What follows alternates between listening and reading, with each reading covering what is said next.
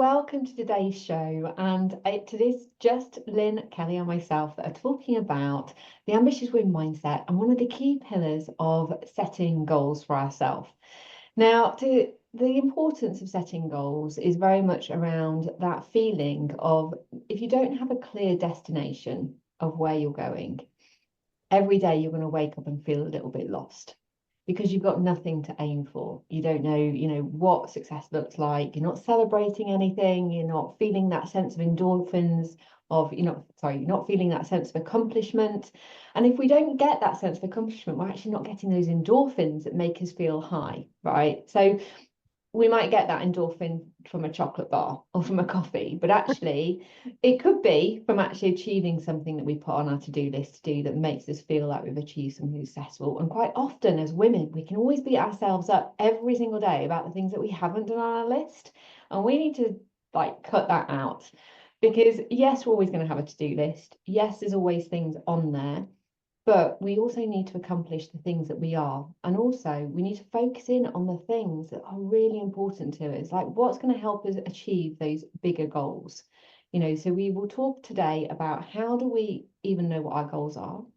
We're going to talk about how to set intentions for those goals, how to maintain accountability on those goals, and then how do we celebrate and share those goals with other people so we get that endorphin hit at the end. So that's what we're going to talk about. So I'm really excited to discuss this with Kelly and Lyn. We're going to delve into it and hopefully you'll get some really great ideas off the back of it.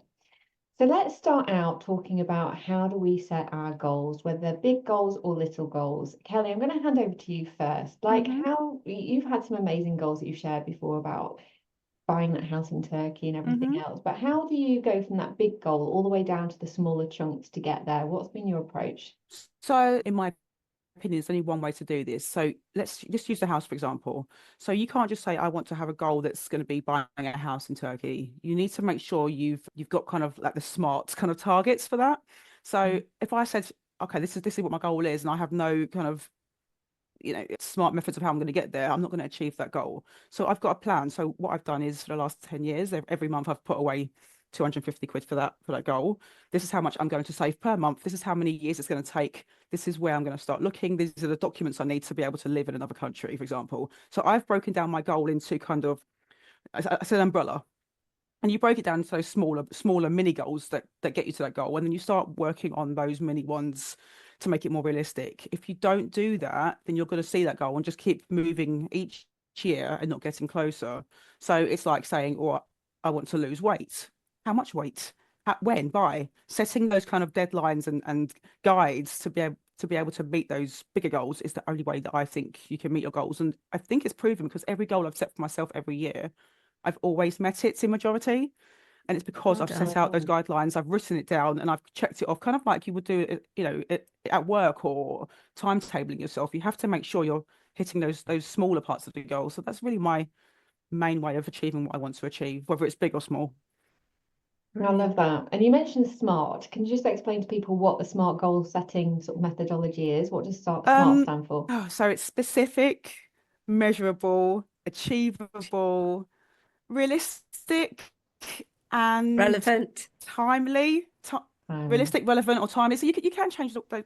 There's a few different ways for them, but as long as you've got they're measurable and they're timely and they're achievable, really. So, Yeah. and again, you use that in work, you use it in life, you use it in everything you do. So it's just making sure you've got those goals and they're tangible. They're not goals like, oh, I'm going to have £1 million by next week. They're going to be goals that you can actually, reach those little milestones 1 mile at a time. Absolutely. And you mentioned like chunking down as well, so those smaller goals. So again, another sort of really good coaching exercise is the chunking down and having those practical examples. And on the Mums on Cloud9 website, we have a free download that you can get. So if you subscribe, you've got a free download, which is your goal setting tool. So it will explain and give you some exercises around smart goals, around chunking down. So we've got you covered for this, like we will help you do it. But it's great that you use that, Kelly, and you see that when we work together, you're very sort of methodical, and I love that you put money away every month. It's really inspiring that you've got such a firm big goal, because actually that big goal is the thing that motivates you to do all those small things every day, and also motivates you in your work and everything. So you can really see that in the way that you think, in the way that you work. Lynn, what about you? How do you set your goals for the year? I think obviously very similarly. I mean, it's pointless starting any goal without some, doing some homework. You need to obviously make sure that they are, as Kelly said, measurable. You want to make sure that they are achievable. And of course, you need to do something that is passionate for you rather than something that you think someone else wants you to do. I think that's where some people would set a goal because they think that they should rather than they think that they want to. And I think it's really important to do that, to find something that is relevant to you and then to set your goal accordingly. I think it's about also thinking about, what do I want? What do I want to get out of this? What could go wrong? So what is my plan B? It's always great to have a plan B, I think, as well. What does success look like? What does it feel like to me? What are my goals and my values and my aspirations and all of that? Because I think if you can keep yourself on track and motivated, like you said, in the small chunks, you need a goal to get to a goal. I think that's where you're going to hit them. I think, you need to make sure that you have your vision, your long-term vision, as Kelly said, with the buying the property in Turkey, as well as lots of short-term goals to get to that big goal. I love that what you just said there, that you need a goal to have a goal. It's true, isn't to it? me, it makes sense to me. It makes sense to me. Yeah, no, absolutely. I think it's, that's one thing. I think it's about, taking, I suppose, making it clear in your mind and then breaking it down into your SMART goals for sure. Absolutely. And what are your goals, Lynn? Oh my goodness. Oh, where should I start with my goals? I suppose for me, if you look at personal, they do cross over when you look at personal and professional. I love what I do. My goal, of course, is to have lots more followers, doing this. I mean, it's great to have a goal in terms of your social media and all of that. It's good. I'd like to one day write a book. That is on my bucket list. But I think it's about making your bucket list into your goal, isn't it? I think it's, when I think about the goals that I've had previously, where losing weight, for example, as Kelly said, that's always a big one, I know, on everyone's bucket list. I know everyone thinks that they want to lose weight, but it's like I say, it's pointless saying I want to lose weight. You've got to do something about it. If you eat less or you follow a specific plan, you're going to lose weight. If you do more exercise, you're going to lose weight. And it obviously all comes into the fact that you get to your end goal, but break it down. You think if you go to something like Slimming World, which obviously comes onto the accountability conversation shortly, but you're going to be saying, right, okay, by Tuesday when I go into class, I want to have lost 2 pounds, but all of these 2 pounds will add up, and I did it. I've done it twice now. I lost 5 stone the first time. I've lost 4 stone this time. But the trouble is, when you get to your goal, you've got to keep going. That's so important. Yeah, absolutely. And I think, you've openly, or both of you have been on that journey, haven't you?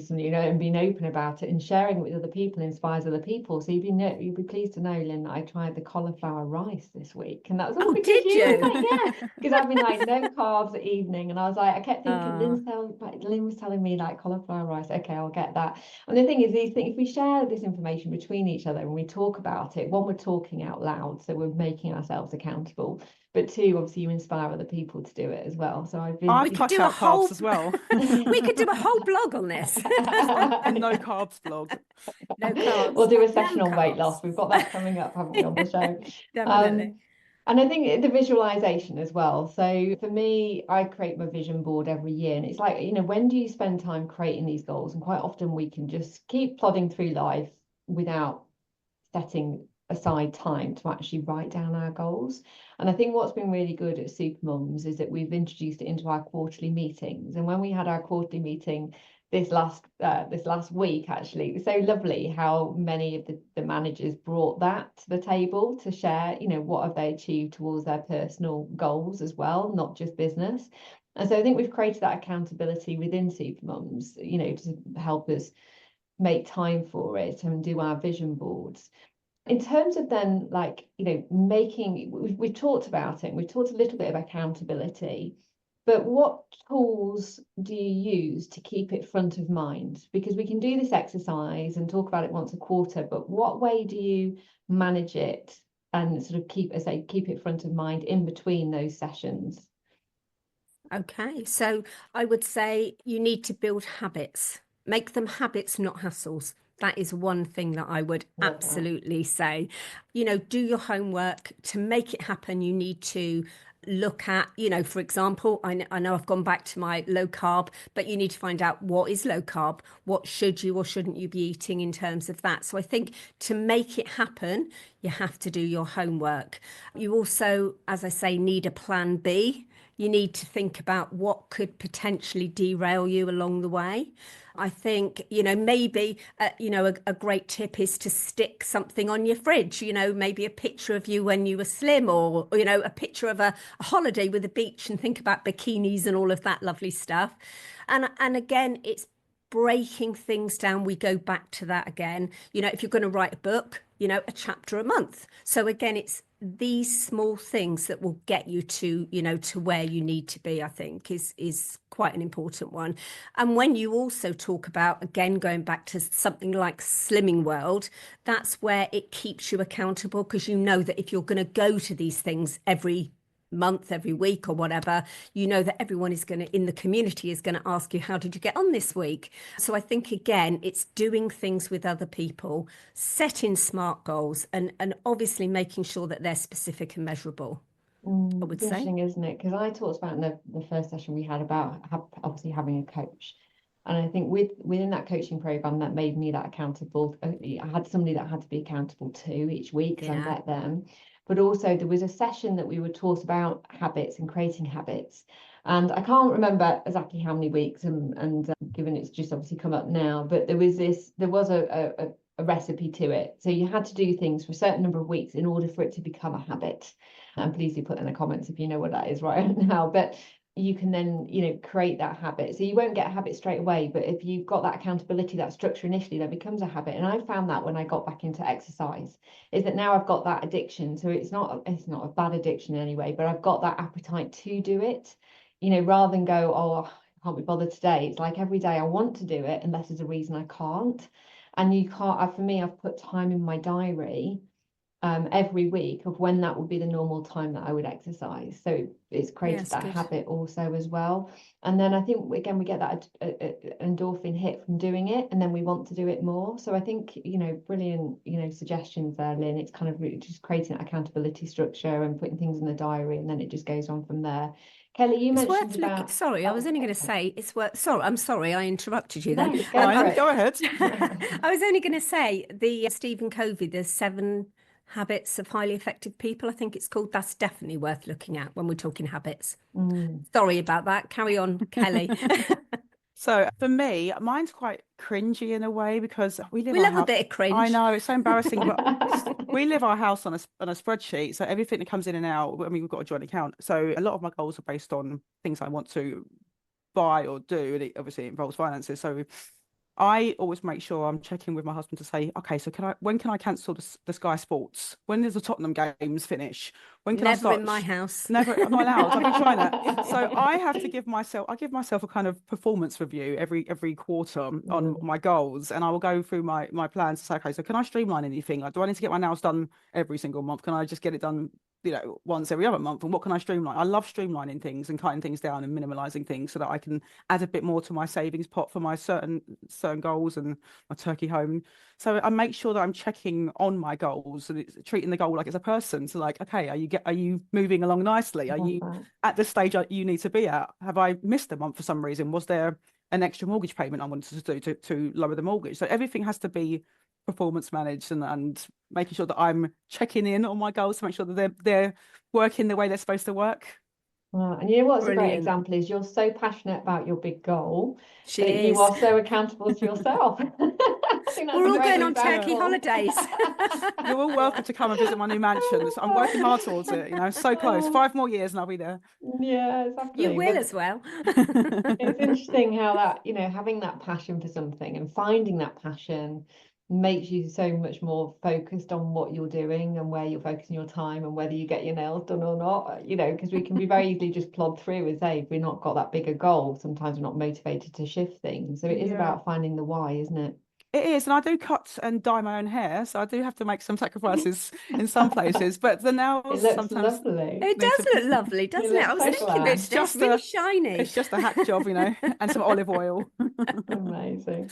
Oh, I love that. So let's ask a big question, like how do we celebrate success with these goals? How do you share and celebrate your success? Lynn. Me? Okay. I thought you were going to go to Kelly No, first this time. I was thinking about this. We only just spoke. I think success is obviously sweeter when you share it in your community. I mean, it goes without saying, doesn't it?